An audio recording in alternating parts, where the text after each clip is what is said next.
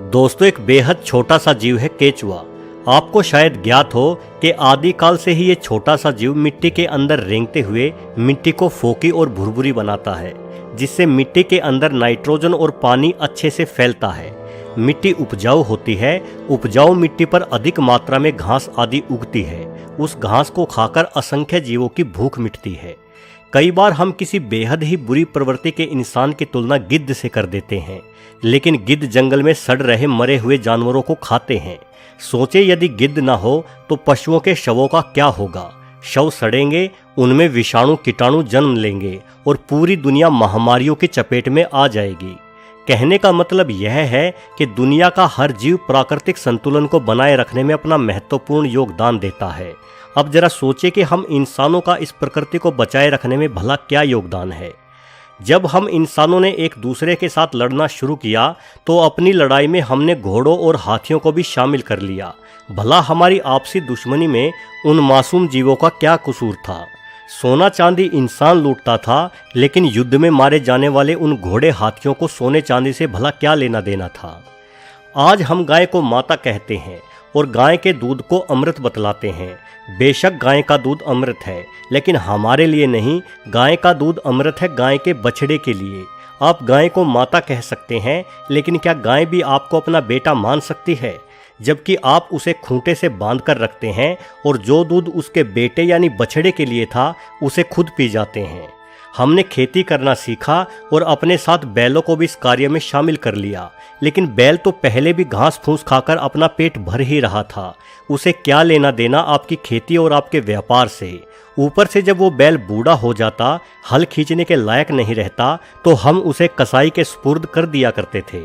हमने आवागमन के साधन के रूप में तांगों का प्रयोग शुरू किया। अब किसी को दिल्ली से लखनऊ जाना होता तो तांगे में जुड़ा घोड़ा उस तांगे को घसीट कर ले जाता, लेकिन दिल्ली के उस घोड़े को भला लखनऊ से क्या लेना देना। उसे तो ये भी नहीं पता होता कि उसे किस दिशा में जाना है।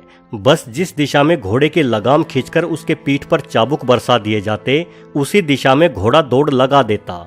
वैसे वर्तमान में विज्ञान के दम पर हमने इंजन बना लिए हैं, जिस वजह से हमारे चाबुक को अपनी पीठ पर झेलने वाले जानवरों की दर में कमी आई है। लेकिन हमने ईंधनों के रूप में कोयले या डीजल आदि का प्रयोग शुरू किया और पूरे वातावरण को दूषित करना शुरू कर दिया।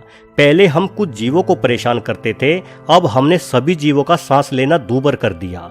हमने अपने रहने की जगह को फैलाने के मकसद से जंगलों को उजाड़ना शुरू किया, जिससे करोड़ों जीवों का घर छिन गया।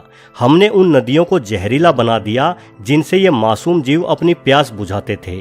हमने मोबाइल टावरों द्वारा रेडिएशन फैलाया। हर जगह कान फोड़ू कारखानों, लाउड स्पीकरों, इंजनों से ध्वनि प्रदूषण फैलाया, जिससे हमारे घरों के आसपास अपना घोंसला बनाकर अपने बच्चों का पालन पोषण करने वाली गोरैया नामक छोटी सी चिड़िया न जाने कहाँ गायब हो गई। इन तमाम तर्कों से क्या पता चलता है? पता ये चलता है दोस्तों कि हम इंसान घुन की तरह इस प्रकृति को खा रहे हैं। देखा जाए तो प्रकृति की नज़र में हम इंसान एक वायरस के समान हैं, जो लगातार पृथ्वी को बीमार कर रहे हैं।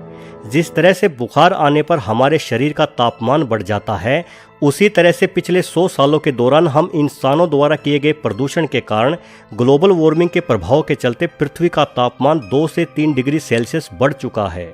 यानी हम इंसान रूपी वायरसों की वजह से आज हमारी पृथ्वी को बुखार आ गया है। और यदि हम इंसान वायरस हैं तो जिसे हम कोरोना वायरस कहते हैं वो क्या हुआ? अगर हम इंसान वायरस हैं तो कोरोना हुआ प्रकृति का एंटीवायरस, जिसने हम इंसानों पर हमला बोल दिया है। कहते हैं कि कोरोना वायरस जानवरों से हम इंसानों को मिला है, किंतु मुझे तो कोई जानवर इससे प्रभावित होता नहीं दिखाई दिया। अपने आसपास घूमते कुत्ते बिल्लियों को देखो, वो ऐसे ही घूम रहे हैं बिंदास। ना ही उनकी संख्या में कोई कमी आई है। घरों में तो हम इंसान दुबके हुए हैं। घूमने फिरने की पाबंदी तो इंसानों पर लगी है। दोस्तों, दुनिया के हर जीव की संख्या या तो नियंत्रण में है या फिर कम हो रही है। वो तमाम जीव खुद ही एक दूसरे को खाकर अपनी संख्या नियंत्रित किए हुए हैं, लेकिन इंसान की संख्या भला कैसे नियंत्रित हो? भले ही हम इंसान बाकी सभी जीवों पर राज करते हों, उन्हें अपने तरीके से इस्तेमाल में लाते हों, लेकिन हम भूल जाते हैं कि प्रकृति हमेशा अपना संतुलन बनाए रखती है। और शायद प्रकृति ने हम इंसानों को वायरस मानकर अपना एंटीवायरस स्कैन शुरू कर दिया है। इसलिए बेहतर होगा कि प्रकृति के एंटीवायरस से आप छुप कर रहें। हम सबके घरों में दुबकने के कारण ही प्रकृति में कई आश्चर्यजनक सुधार होने शुरू हो गए हैं। अभी कुछ ही दिन बीते हैं लॉकडाउन हुए, लेकिन दुनिया भर में प्रदूषण और ग्रीन हाउस गैसों के प्रभाव में जबरदस्त कमी देखने को मिली है। BBC की रिपोर्ट के अनुसार इटली में प्रदूषण 60% कम हो चुका है। ऐसा पिछले कई दशकों में पहली बार हुआ है। न्यूयॉर्क शहर की हवा ग्रीनलैंड जितनी ही साफ हो गई है। भारत के सभी प्रदूषित शहरों की हवा भी अब उतनी ही साफ है जितनी पहाड़ों की हवा होती है। कारण सिर्फ एक है कि हम इंसान अपने घरों में बैठे हैं। आप रात को आसमान की तरफ देखना, आप महसूस करेंगे कि तारे पहले की तुलना में ज़्यादा चमकदार और संख्या में अधिक दिखाई पड़ रहे हैं।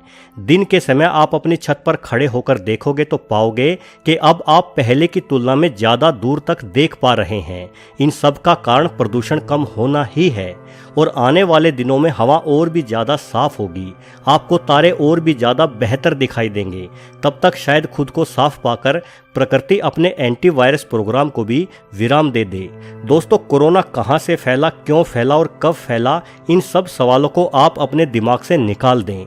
आप सिर्फ ये मानकर चले कि ये प्रकृति का ही एक तरीका है, एक इलाज है उन जख्मों को भरने का जो जख्म प्रकृति को इंसानों ने दिए हैं। इसलिए आप लॉकडाउन का पालन करें, अनावश्यक घर से बाहर ना निकले और जहां है वहीं रहें। कुछ दिन ठहर जाओ, ये कोरोना खुद ही समाप्त हो जाएगा।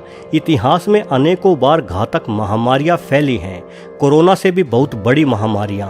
उनकी रोकथाम के लिए इंसानों ने अपनी ओर से भरसक प्रयत्न भी किए हैं, लेकिन मेरी जानकारी के हिसाब से वर्तमान में जो हमारी सरकार ने 21 दिनों के लॉकडाउन की घोषणा की है, उससे बेहतर और सार्थक प्रयास इतिहास में कभी किसी महामारी को रोकने के लिए नहीं किया गया।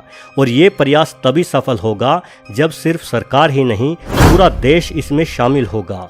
वीडियो को आखिरी तक पूरा देखने के लिए आपका बहुत बहुत धन्यवाद।